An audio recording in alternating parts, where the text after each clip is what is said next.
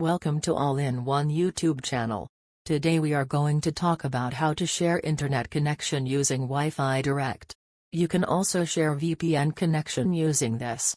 Previously I showed you how to connect Android phone and Windows using Wi-Fi Direct. Today I am going to show you how to share internet using it.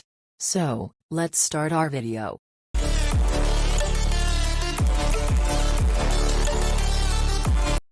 First, connect Android phone and Windows PC using Wi-Fi Direct. We are going to use ShadowSox connection.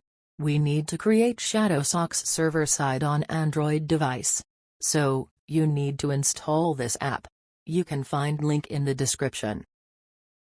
After installing, open this app. Click on three dots. Click on Settings. Go to ShadowSox server settings. Change password as you want. Choose any encryption method.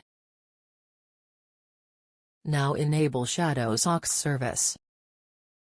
Now we need to set up ShadowSox client on Windows PC. We need to download ShadowSox client software. You can find link in the description. Click on zip file.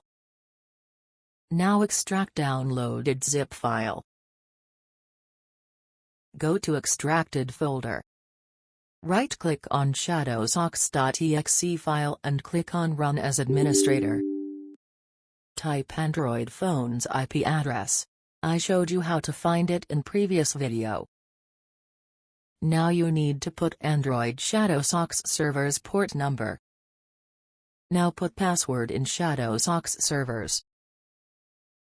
Now choose encryption method in ShadowSox servers. Click on Apply. Click on OK. Now click on here. Click on this icon. Choose Global as System Proxy. Now you can use internet on Windows PC.